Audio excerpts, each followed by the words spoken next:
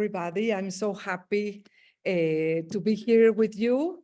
I really appreciate what Zoom has done for all of us because we are far, but we are close. So I'm now in Mexico City at the office that used to be also the office of the community, of the Ashkenazi community. It's the same window.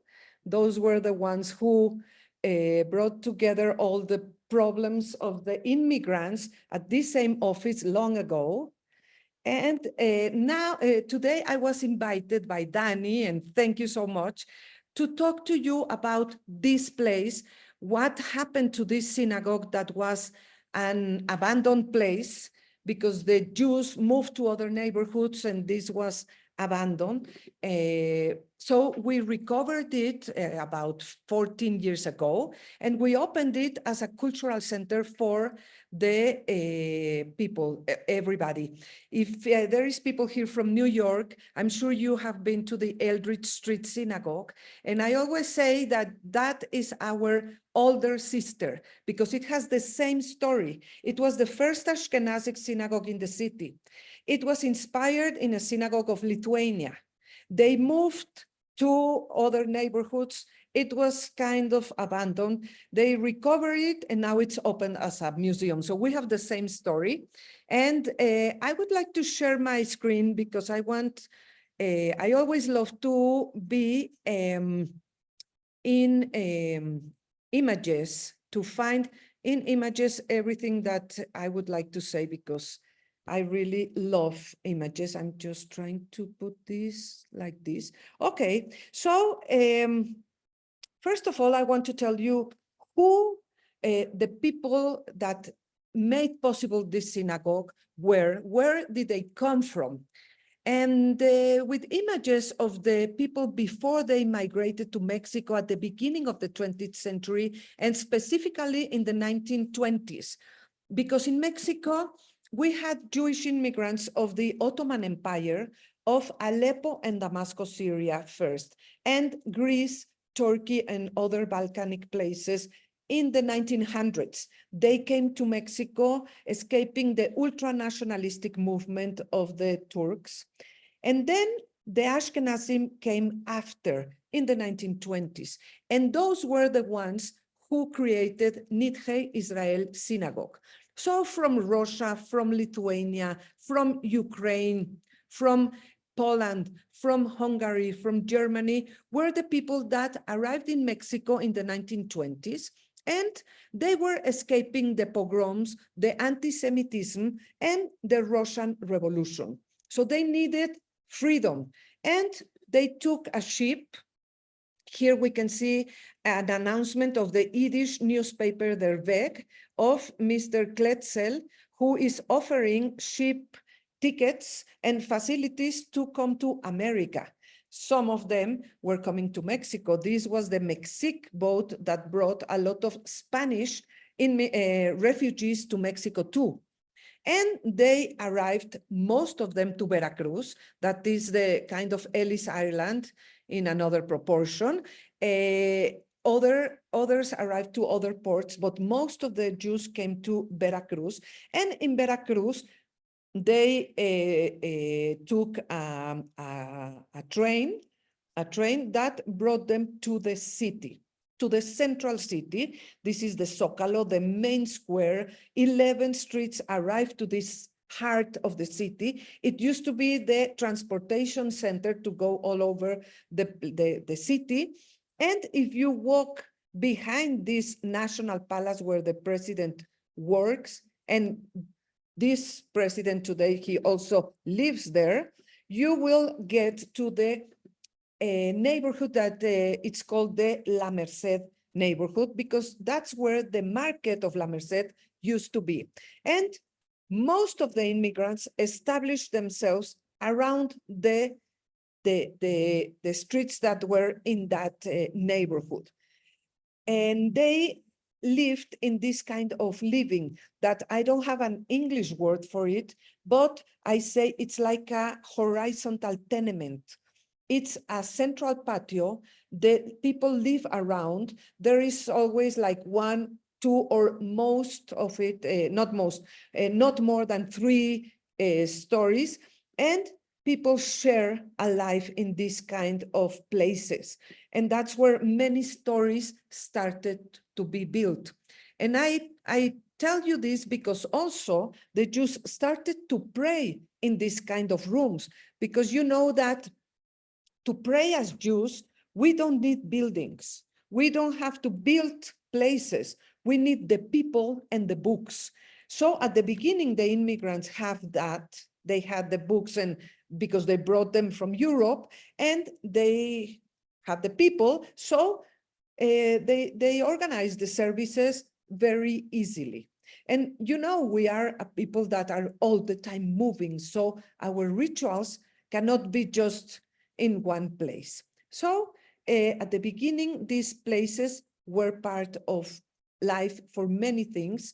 And most of the immigrants, they started as peddlers, selling things all over in the streets with 3 words of Spanish because they didn't know it. And it was very difficult, but they managed to bring their families, the other part of the families that were waiting in Europe for notices, and by selling and gaining every cent they could, it was this kind of living. Even if they were professionals, if they were doctors, if they were architects, lawyers, they couldn't do it when they came to Mexico because they didn't have money, they didn't have the law informed, or they didn't have the language. So this was the beginning, and they managed to pray, to study, to arrange the problems of the people. And in 1912, it was born the Mount Sinai community for all the Jews. It gathered some Ashkenazim, because it was 1912, there were not many Ashkenazim, some from Greece, from Turkey, from Aleppo, from Damascus, the majority. And they organized the first Jewish organization, whose name is Benefical Society Mount Sinai. And the first thing they organized was the cemetery, because that is the most complicated institution to get, and you know why. Then in 1918, they bought a house for the prayings, for the meetings, for everything that was before this building. Then, and they were all together. But in 1922, and that's why I have here a Megillat Esther, when the Ashkenazim were praying in this first synagogue in Mexico, they had a problem with the Arab-speaking Jews, and I don't like to talk about this, but that's what they wrote. I don't know what happened, but this is written. 1922, Purim, we were reading Megillat Esther, and suddenly the Jews, the Arab-speaking Jews came and they interrupted us, and they said that it was their turn, and it was very offensive. So we decided to split and create our own congregation, whose name is Nidhei Israel. As you can see in Yiddish, in this newspaper of the Yiddish Der Weg. And the problem is that they were really different cultures, different kind of approach to the reading of the Torah, to the ideologies. The Ashkenazim came with many ideas of different revolutions, and the Arab-speaking Jews, they didn't have those revolutions, so they have different mindsets. So they split. And in Plaza de la Santísima number 11, the Ashkenazim started their own community in 1922. And I put this picture just to repeat that you can bring your books to any place and have a synagogue with no complications. Also, Tacuba 15 was another place that was a cultural, social, sports center for the Jews, and they also converted this meeting hall in a synagogue for the high holidays.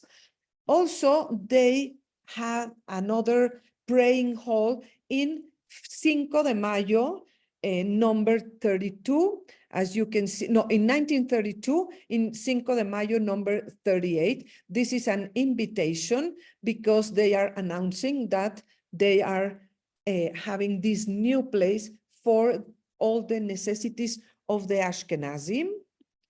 And also at Jesus Maria number 3, where also the Yavne school was born, there was another synagogue that was not a synagogue as such. It was a place that was adapted for the necessities of the Ashkenazi community, and they also were praying over there. Here you can see that the community Nidhe Israel in Jesus Maria 3, Mexique DF. And this was really funny because, you know, Jesus Maria is Jesus Mary. And we, in Mexico, we are used to identify our synagogues by the name of the streets they are. So there was an immigrant who wrote a letter to his father in Europe saying, "Dad, we are fine. You know, it's February and we don't have a sweater. This is amazing. The people are nice. We have a job and we even have a shul, the Jesus Mary shul." So I can guess that maybe some of you are laughing. And yes, it was like, oh my God, where did I send my kid, my boy? But it was just the name that identified this synagogue of the Ashkenazim before the first synagogue. Then they organized to buy 2 houses in Justo Sierra Street, and that's where I am now. And they turned the houses down to build this first, not only synagogue, but community center for the Ashkenazim. And this is the key that was used to open the door this September of 1941. That is very significant because it's times of the war. The Holocaust was very active. The people who built the synagogue, they didn't know what was happening, not everything that was happening. And it was very difficult to know when they got the news, but at least, as I say, they could cry together in this place. So that was important.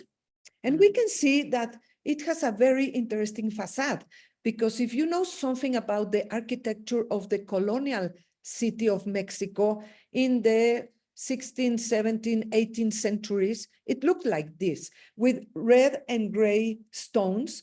It was a bicolor city, and this is neo-colonial. This is not colonial. And it was a facade that it's completely discreet. If you pass through, you don't really see this Magen David that has the door. You just pass through. But then inside, there is a big surprise because there is a little piece of Lithuania 5 blocks from the Zócalo of Mexico. And why is this? I'm sure it is because the people who did this, they were Ashkenazim. They arrived to a place that was free and open for opportunities, but they came from the persecution. So they preferred not to be seen. Then there is an interior facade that I am going to show you with my camera. And it became the community center for weddings. This is the invitation for the first wedding that took place in this place. This is the picture I just showed you because I'm sitting in the same place right now. These are the organizers of the community for all the problems. This is the Rabbi Rafalin. This is Mr. Shimshon Feldman, that was the leader for more than 50 years. He was an amazing leader. This was Mr. Klip de Moel, with the best family name for his profession, Mr. Klip. This was a cantor, and also he was a shochet, Gittler, and many others. Also, they were also having cultural activities, and the poet Chaim Grade, for example, came to this place sometime. Also, there were gatherings of the Zionist movement inside of the place, and also as a Zionist movement of religious people, this was a place. And we will get to see very soon this emblem of Israel inside of the synagogue, which means that it was a Zionist place. Also, the religious people gathered and discussed how to get all the rituals done.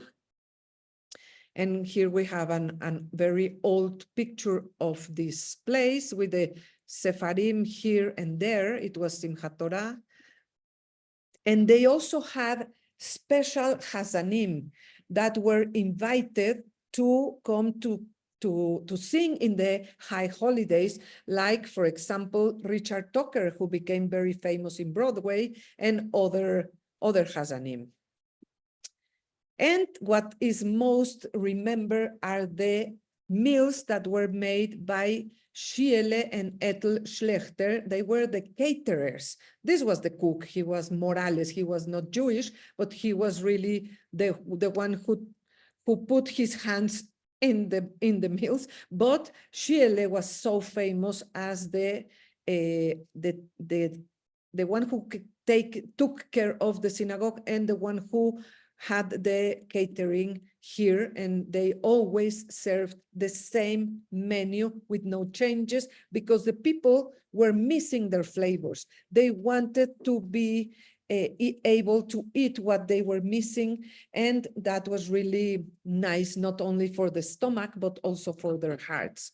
And all the weddings that took place here, and the other weddings and rituals. We have so many pictures of the weddings and also the bar mitzvahs. And here we can see Ifker. It was the name of the famous musician of the Yiddish waltzes and everything, Mr. Ifker. And this was the Rabbi Avigdor. He was a survivor of the Holocaust, and he made a great job here. And there was a whole life around these streets in the historic center of Mexico. There were kosher caterings and groceries and butchery houses, kosher. And in the markets, they could have a kosher chicken. And also there were, they could find everything around in the public schools at the beginning, but then the Jewish schools started also in this area, and there was a whole life in the historic center. People brought their families, they had their kids in Mexico who were already Jewish Mexican kids. They saved money and they were able to move forward to other neighborhoods like Condesa, like Roma, like Hipódromo, and start a new life in all those new neighborhoods that they were not rich, but they had a better situation.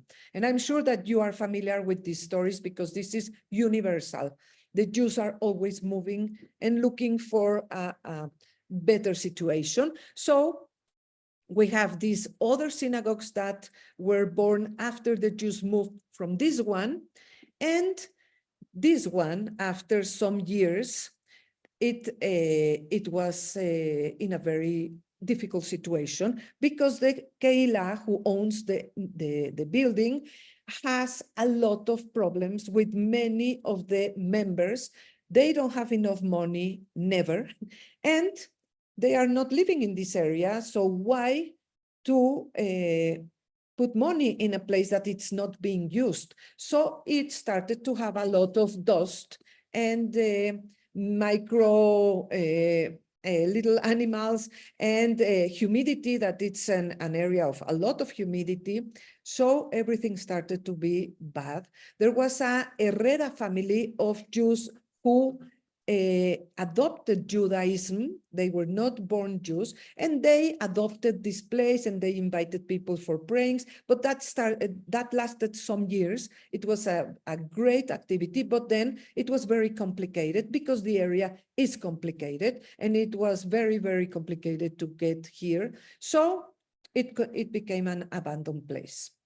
Until 2007, that there was an idea of recovering the synagogue.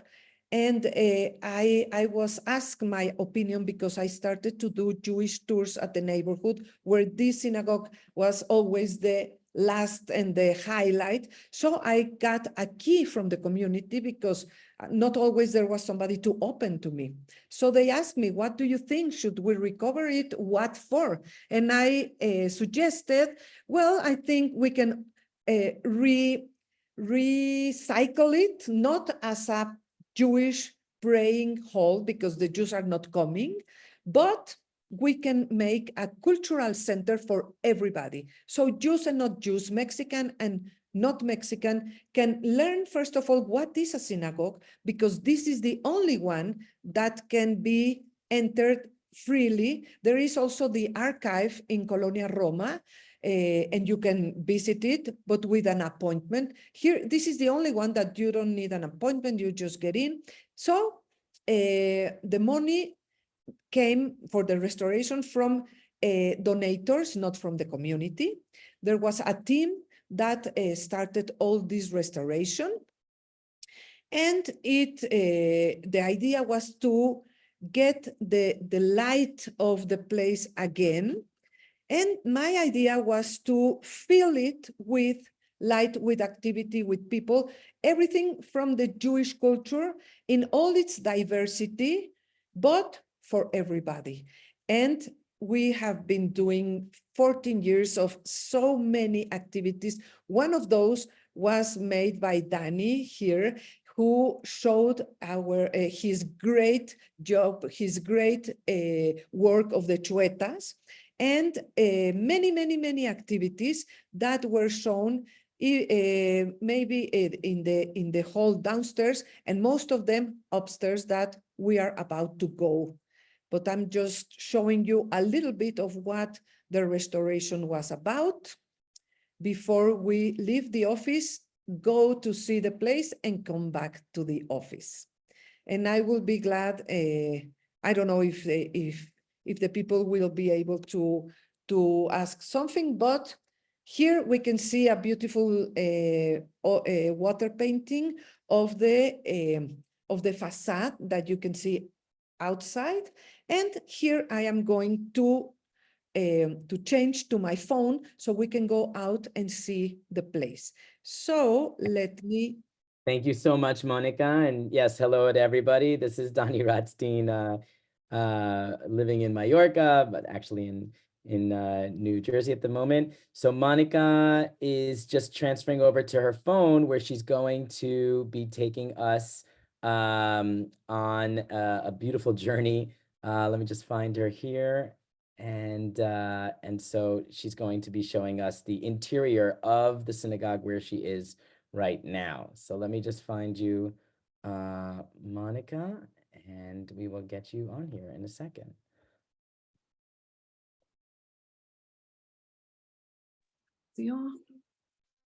There she is. Okay, perfect. Wonderful. Enjoy. Monica, you need to unmute. So let me unmute you right now. Audio. There you are. We hear you and we see you. But I don't hear you. Let me see why is this. Just a second, because I am listening with my. We can hear you. So you don't need to hear us. Just a little second. I'm sorry. Lo que quiero es oír con mis audífonos. Ellos me oyen, pero sí. No sé cómo oírlos. No. O sea, no sé si es en este.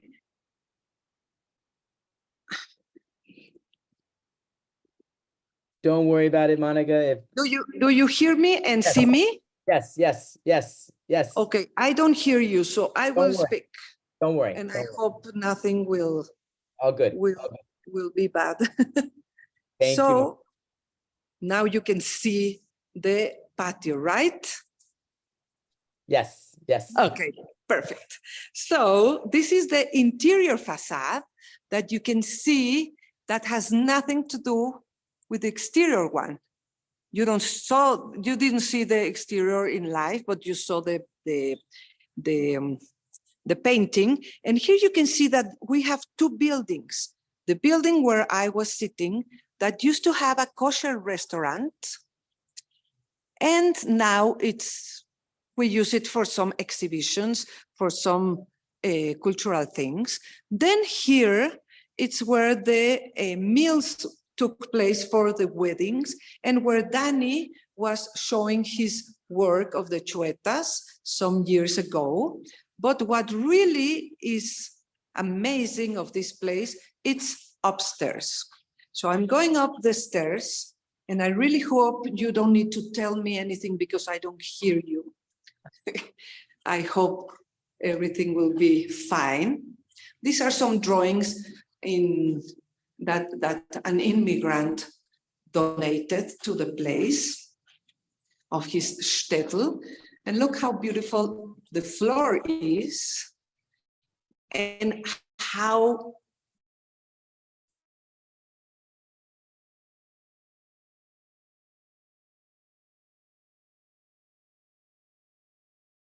So it's just probably an internet thing that was the frozen. floor. Okay, here we are. Is it going good, Danny? Yes. Okay, so this is the bima, the central bima.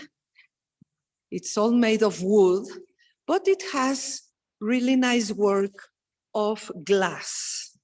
We can see here a glass work, but my favorites have to do with music.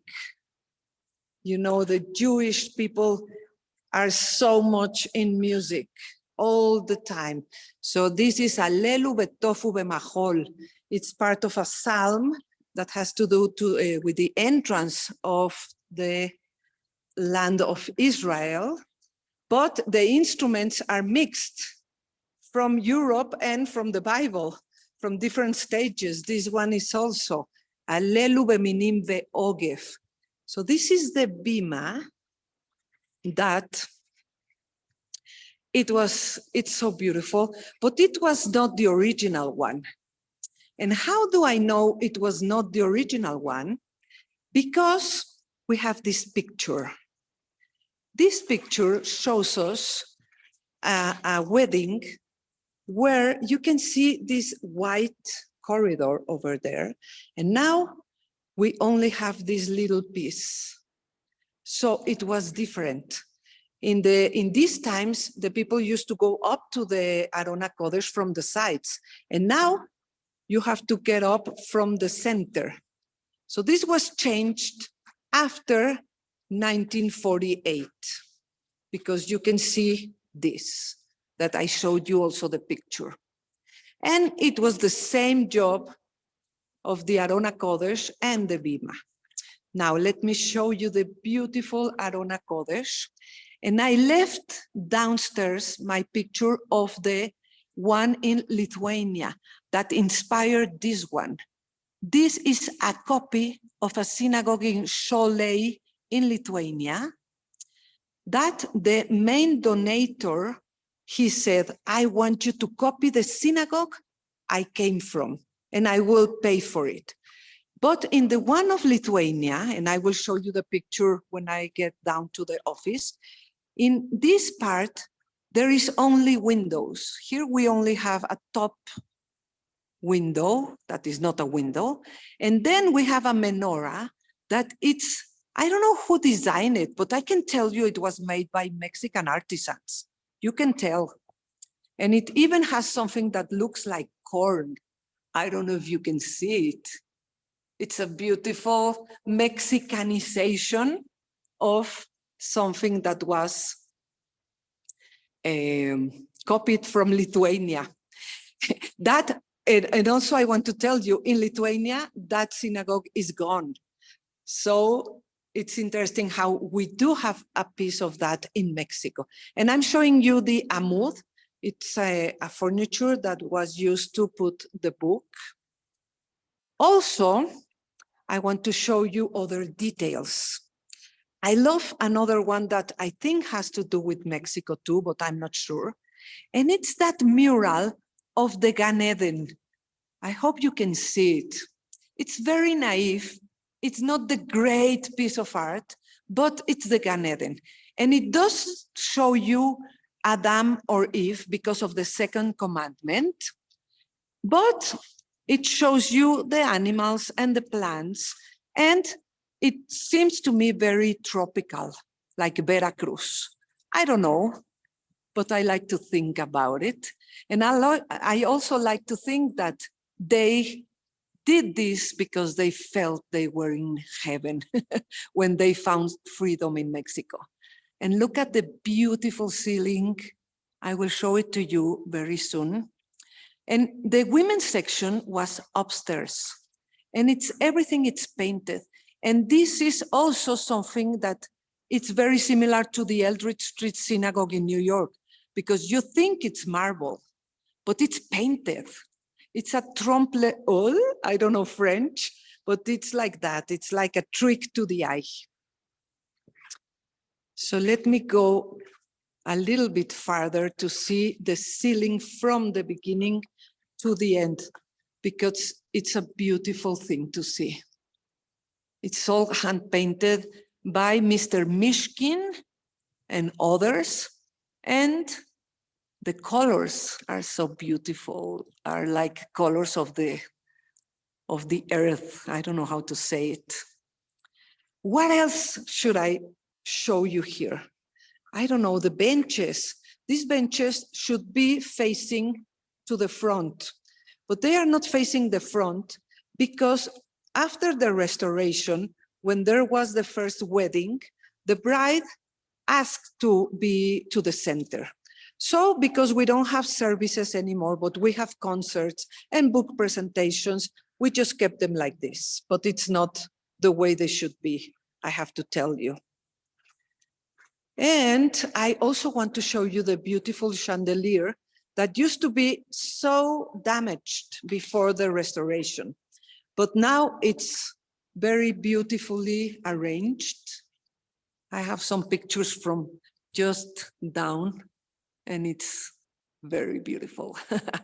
So I think this is what I wanted to tell you here. It was used as the social, religious, and cultural place of the Ashkenazim since it was inaugurated in 1941 until the 60s, when most of the Ashkenazim moved to other neighborhoods. When they moved to Condesa, to Roma, not Roma, those were the Jews from Aleppo and Damascus. When they moved to Hipódromo and to neighborhoods that now are so trendy. And now there are Jewish living there, but they are very young Jews that they are in the artistic, different kind of artistic movements, in the art, in the music. It's a very trendy area, but that's where the Jews moved from here to have a new stage of their lives. So in 1965, the Acapulco Street Synagogue was inaugurated, and that marked the time to stop coming here. Some people were coming in the 70s, very, very few. Then in the 80s, the Herrera family was in charge of the place, and then it was over. So that's when we started to think about the restoration. So now I would like to go down to show you some of the activities that we have had at this beautiful place. Monica, you can't hear me yet, right? No? Can you hear me or no? You can't? Don't worry about it. So everyone, we're going to go back down to the computer where there's going to be an additional PowerPoint that Monica is going to be showing all of the different activities that she's organizing at the synagogue. And just to answer a couple questions that have come through, I put in the chat, and we can put it again, the synagogue's website, where you can get in touch with Monica if you're going to Mexico City for a visit and you would like a tour. I don't know how often she does tours in English, but definitely tours in Spanish. And she's just a wealth of information, so we'll definitely get you her contact.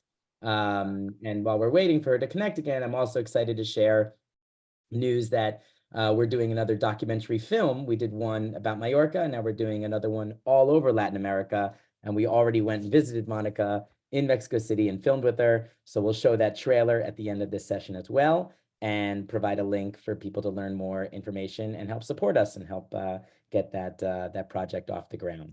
So we're just going to wait for Monica to come back onto her screen on the computer, and we will be continuing. Here we are. Okay, I hope everything went fine because I couldn't hear anything. It went perfect. Can you hear us? Can you hear me now, Monica? Yes, perfect. It was amazing. It was a beautiful, beautiful tour. And I was just letting everyone know that we're going back to the PowerPoint to learn more about different events. And then we'll have, in the next 10 minutes or so, some Q&A. We already have a number of fantastic questions. And just to confirm with you later, the website where everyone can find you and your email address so people can stay in touch. Yes, please. And I would like you to come. If you come to Mexico, we offer tours of the Yes. Jewish neighborhoods and also of the synagogue. And also you can come by yourselves and have a self-guided tour. And I would love to receive all of you. Okay, so I would like to show you a little sample of what we have been doing because there's so much happening. Until October 7, I have to tell you that we have not had anything explosive in Mexico, but yes, a lot of hate expressed in the media. So now I used to have the doors open and now they are closed, but we are receiving the visitors, but the events are canceled. And I hope soon we will be again open to everybody because that's what we love here. So this is there was an inauguration for the community. And then there was an inauguration for society, for everybody, with the the Cuarteto Latinoamericano, one of the greatest quartets, I would say, in the world. They came here and we were so happy to show that the place was open. We every year receive groups of the children and not so young and younger people of the Jewish communities when they are working on their Shorashim projects. And also we have lectures before holidays like Pesach, like Rosh Hashanah. We like to share Haroset with everybody. We like to share how you say the Challah, Gula, and all of this, because for these lectures, 90% or 95% of the people who attend are not Jewish, are people that want to know about who are the Jews and everything. And this is a place that gives them the opportunity. This was with a Holocaust survivor. And also we had a visit with different churches and with also blind people who are our neighbors and all kinds of groups that come every time. And also to the neighborhood, as I told you, this is a beautiful square that is in front of the synagogue. And there is another synagogue that is next door, just 3 houses, and it's the first synagogue of Mexico. It was built by the Mount Sinai congregation in 1923. So that is also included. And some weddings, very, very few, because the Jews prefer to have their weddings more where the Jews live and not so far in this area where you don't know if there will be the closing streets or something, because that happens all the time. Also, there is a tour that includes an actress that she appears as an immigrant in the middle of the tour. And I was inspired. I also want to tell you, people of New York, I was inspired in the Tenement Museum, which is my favorite museum. Well, the Night of the Museums, that is an activity organized by the Ministry of Culture. They every museum has activities once a month in the night. So we take advantage if it's near to Rosh Hashanah, if it's near to some holiday, or if we do like this one, it was just music of Latvia and New York, and they put everybody to dance. The Night of the Museum in collaboration with the Inquisition Museum was amazing. We had more than 700 people. And also this woman came from Argentina to perform Bashevis Singer stories, or this woman who married a Jew. She's from China, and she has something that she calls chai brio, like Hebrew and Chinese. This is Hebrew, but with Chinese movement of the letters. It was very fun. We have had so many concerts, or klezmer, or Sephardic music, and folkloric dances, and art of the Kabbalah, but with Mexican art. Or that was El Golem, that is a mute film, but with live music, and also movies of the Jews in Mexico, Kabbalistic meditation, the inauguration of this mural that I think you saw when I was in the patio, that has to do with the letters of the alphabet in history. So we did it in the place that we inaugurated that mural. And Adolfo Reutemann, that I'm sure that many of you have heard. He's the curator of the Dead Sea Scrolls. When he came to Mexico, I invited him to talk about it here. Or this is very interesting, when it's the Day of the Dead, all the museums in Mexico are filled with flowers, with color, with all the offerings.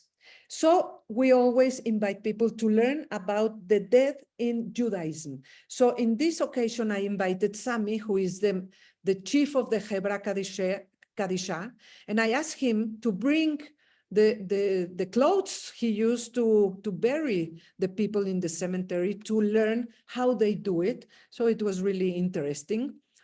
Also, shadow theater, or Morocco Jews, this record that was recorded inside of the synagogue and won a Latin Grammy of Sephardic music. Adrian Justus and Miriam Moscona, who is a great writer in Mexico in Ladino, and Margot Glantz, that now it's 93 years old, and she's still in Twitter, in Instagram, not Instagram, in Facebook, and writing and having recognition all over the world. We do also special visits, like the one at the Inquisition Palace, other synagogues, the Jewish cemeteries, the Jewish neighborhood, the Colonia Roma, that it's also very trendy. And I'm sure that many of you saw Roma, the movie that won an Oscar, is about that neighborhood. So we visited also. And also for Tisha B'Av, we have had different activities in the streets, and the night of the museum with special needs, with Kadima, that it's a group of people with disabilities. They came and they gave a tour to the blind people. It was really nice, who gave us massages, the blind, and movies, documentaries. Maybe some of you saw Paraíso and Auschwitz of my friends Aaron and Esther Cohen, who have been giving it in different stages. When the last earthquake in 2017, I asked these two artists to come and do music and poetry to get money to help the people of the disaster. And we have been in TV in this program, and Shakespeare and the Jews, where my husband was reading some texts. And this is my son-in-law with the Shira Shirim. He gave a lecture. He's in Chicago University. And also medieval songs, Yiddish cabaret, the Jewish objects. There was a lecture, and also this Gothic music, but with Yiddish songs that were written in a ghetto. The Kabbalah lessons that have been taking place for years with Annette Pierre, our teacher, or the Rikudeyam once a month. The Grupo Sefarad, that is a beautiful group that was created by Elias Fasja, my husband, and here they are in the synagogue. And also this that was the Jews and the Spanish exile, with songs of the Spanish exile, exhibits like this one of the Holocaust and the football, and the music silenced by the Nazis, or the Sephardic concert for Hanukkah. This is Motek, our cat. And also all these groups of the families of the community, the Jewish family names with Alejandro Rubinstein, Klezmer son, the guide team, We all give tours, and Purim Spiel, the Moishe House, I'm sure you know it, the Jewish writers, the book presentation of Istanbul, other orchestras. I don't know if I'm late, so I'm going very, very quickly. Pesach and the Haroset and the tangos, but with Yiddish tangos, because people who ask me to perform in the synagogue, I ask them to include something Jewish. So that has been a gift for them and for us. New discoveries. This group that they call themselves Goim Klezmer because they are not Jewish. And this woman who gave us a pickles workshop. It was really fun to hear her stories also. And we also had a Hala and family memories with Monica Busali Dani. You know her, she's in Barcelona. And Of once course, a very good friend. Amazing. yes, she gave us this beautiful workshop. And jazz by Jewish compositors, different schools that are not Jewish, they also come, including the German school, or collaborations with other museums in the surrounding neighborhood. This is a reading of a play that could not be performed, but they thought it came the pandemic, so it was really complicated. And when the pandemic started just to end, I just want to comment with you that I didn't know what to do. I couldn't come to the synagogue. I couldn't do any events or guiding tours. So I started to interview very, very old people, more than 90 years old. Some of them have 93 years old, 90, 85, 89. And I want them to talk about their family stories of immigration. So it started every Monday, and then it became just once a month because I'm really busy. But I think this is very, very important because these people have treasures. And now, and each interview has a lot of pictures. So now, because of the pandemic, I have a great archive that I would never do it if it was not for the pandemic. So I don't know what comes next, but this is what I wanted to share with you. And I don't know if there will be any participation of the public because I see 570 people. Oh my God. That's correct. Oh my God.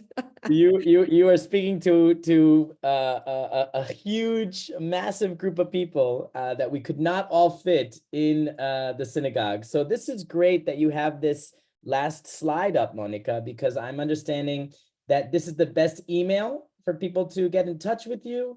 Yes, that is my personal email. And I would love you to see our Facebook and our YouTube channel, though it's all in Spanish, but now it's so easy to get translations. So we have many, many videos in YouTube and also Facebook and Instagram. I didn't put, but in Instagram it's the @Sinagoga Justo Sierra. And you can follow us, and I would be very happy to get in touch with all of you. So I think I can, should I stop sharing or not yet? Leave it on for one more minute so people can take a picture or write it down. Is the email sinagogajustosierra@gmail.com also working? Yes, yes. And I answer it, so it's working, of course. Okay, great. So there's 2 emails for people to get in touch. There's many people who are coming to visit who would love to stay in touch with you. And there's so many questions that I know we will not get to all of them today. So please write to Monica if your question is not answered in the next 8 minutes. So Monica, thank you so much. That was just incredible. I think we're all here kind of blown away. Those I highly recommend it if you can get to Mexico City and meet Monica and be in the space in person. It's rather incredible. Can you tell us, Monica, there's many people asking about what is the Jewish community like today? How many Jews are living in Mexico City? How many synagogues are Reform, are conservative, are Orthodox? What part of Mexico City do Jews live in? If you can speak about that. Sure. Well, the community is between 40 to 45,000. that people in Mexico don't believe that. They say they are more than 1 million, but we are just 45,000, and we have all kinds of institutions. It's a huge organized community with institutions for every need that you can think of. The one that I really love so much now, that touches me so much, it's a group of religious women that give kosher meals at the hospitals, so you can be pampered by them, and they are so beautiful angels. But you have for everything. So it's 45,000. Most of them are in Mexico City. A few people are in Monterrey, Guadalajara, Cancun, and Cuernavaca outside, but most of the other are in Mexico City. We have 4 main communities by origin. The Aleppo community is Maguen David. The Damasco community is Mount Sinai. They are both from Syria, but they are separated. But we are all mixed by marriages, but the institutions are different. Synagogues, cemeteries, and schools, they are different. So Mount Sinai, Maguen David, the Ashkenazi community, and the Sephardic community, because it's separated from the Arab speaking, that now nobody speaks Arab. And there is a concern, and they are all Orthodox, although the people are not all Orthodox, but the communities are all Orthodox, but one, that is Bet El, that now in these days is fusioning with Bet Israel, that was so small that now it's becoming part of Bethel. That is the conservative one. No reform, no reconstructionist, no more liberal communities. That is Mexico. We have about 15 day schools that belong to the Ministry of Education, but they have Jewish different kind of ideologies. There is an English-speaking one, a Montessori one, that's where my children went. There is a Zionist, several Zionist schools, and the Yiddish-speaking schools, they are now, they don't have Yiddish anymore, which is a tragedy, I believe, because it's not a language that it's gone, it's a culture, but that's another story. And we have about maybe 45 synagogues, maybe 50 synagogues, because each time the Jews moved to other neighborhoods, they built new synagogues. So we have a lot in different neighborhoods. Now the Jews, when they moved to from the historic center, they went to Condesa or to Roma, the Syrian ones. Then they moved to Polanco. If you come to Mexico, I'm sure you will take a hotel maybe in that area. And then now we have many different neighborhoods where we live in the Northeast: Tecamachalco, Bosques de las Lomas, La Herradura, Santa Fe, Lomas de las Palmas. And those are suburbs. Nobody walks in those places. That's why I love to come to the historic center, because I live in one of those suburbs and I like to be in touch with the people. Wow. This is unbelievable. So much information all at the same time. This is great that we are having this recording, and we'll talk afterwards, Mara, about how to make that available for people who wanted to rewatch this, for example. Something that I find fascinating, Monica, that I always like to speak to you about is how many people come that are not Jewish, that come to Sinagoga Justo Sierra, or people that believe they might have Jewish roots, because I know that that's something that that we also in Mallorca, and we're also looking to learn more about emerging communities all over Latin America. The truth is that I don't have numbers. Right. But now in these days that the synagogue has not activities, most of the visitors that come are Jewish from outside Mexico. Most of them from the United States, that come either with tours that are organized by us, or by agencies that ask us the tour, or by other agencies that include the synagogue. That makes me very happy. Others that just pass by and they ring the bell and they come, some are Jewish, some are not, but most of them are Jews that are looking for Jewish places, like you and me when we travel. When we have activities, I can tell you 90% of the people that come are not Jewish. When they want to learn about Rosh Hashanah, about Yom Kippur, about Kabbalah, about all of the Jewish things that the Jews have near to their houses. They are not coming here to get it. They will go to Polanco to get it. So that's where we have a lot of not Jewish people. But I don't have numbers. I can work on them, but not. No. I think it's part of this, what we're suffering now, I think, in the world is this extension of Jewish culture, which is so much of the work that you do. All of the activities and the Zooms and everything is trying to share this Jewish culture with other people. So we're not, this kind of, secret society that no one has any interaction with. I know we're almost out of time, but Monica, you said it was okay for the world premiere of this trailer that we're working on, where we filmed, and you'll see images of this synagogue that you're in right now. So I'm excited to share this 2-minute trailer with you, and I hope everyone enjoys it here. And then we'll come on for our final goodbyes. So I hope everyone enjoys this. And this is a project we're doing with many different people all over Latin America, including Monica. So hope everyone enjoys. My name is Donnie Rothstein, and I'm a documentary filmmaker. I want to tell you about an extraordinary phenomenon taking place in Latin America today. I actually had to go there myself to see if it was true. There are different Christian groups interested in converting to Judaism. Pues a mí si me dices compruébame que eres judío, a lo mejor no te lo puedo comprobar, pero te puedo mostrar el corazón. Mi corazón es judío al 100%. Mucha gente tiene mucha sed de judaísmo acá, quiere conocer, pero no hay una puerta abierta para eso. Comencé a investigar mucho sobre el judaísmo.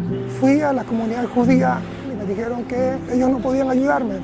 Because people have been rejected by the established Jewish communities, they're going and forming their own. Now you have emerging communities going away from traditional communities. That's crazy. Esta comunidad son todos conversos, menos yo. Son dos tipos de exigencia. Aquí nos piden más observancia y allá nos piden mejor posición social. Our plan is to create a documentary series that will shine a light on these unknown stories, highlighting their different hopes, experiences, and challenges. Me decía, pero piénsalo bien, vas a ser discriminado por latino e ahora vas a ser discriminado por judío. Ándate de aqui, todavía sé feliz. A sinagoga tem que estar aberta, a sinagoga não é museu, tem que estar aberta. Eu acho errado. Right now, we are looking for producing partners to help prepare the project and secure funding so we can return to Latin America to tell this story completely.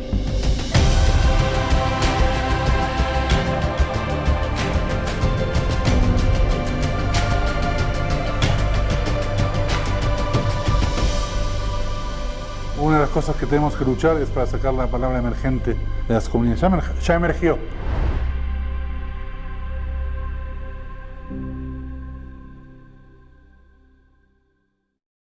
Well, thank everyone for watching that, and thank you, Monica, for letting us share our work with everyone here. And we're really excited to keep telling the story of Mexico City and Sinagoga Justo Sierra and all the incredible work that you're doing, Monica. And hopefully we can keep sharing this and getting it out to more people. Danny, I really wish you the best of the lucks. That is an amazing trailer that excites me so much. I think it will be a great success to do it. So I wish you the best of lucks. Thank you so much, Monica. And I really want to come back there soon. We're actually going to San Miguel de Allende for a friend's wedding. So we're going to see you this year for sure. And I'm just putting in the chat a link for everyone to follow up on that documentary project. We're looking to close the funding as soon as possible to come back in Mexico so we could film, and in Puerto Rico and in Brazil. There's so many stories out there. So a lot of that has to do with mydewishlearning.com. So Mara, thank you so much for letting myself, for letting Monica come and share our stories with so many people. It's incredible the work you're doing. Thank you so much, Monica and Donnie. This was a fantastic tour, and I don't know if you meant to lead us well into our next tour, Monica, when you shared the Megillat Esther, but our next tour will be of Jewish Persia, and we are having a bit of a Purim theme. So if that was interesting to you, we look forward to sharing details about our next tour soon. And as always, thank you so much for sharing your questions, and I hope that this is just the beginning of your learning for Mexico City and the Jewish community there. Thank you all. Thank you for the invitation. Thank you.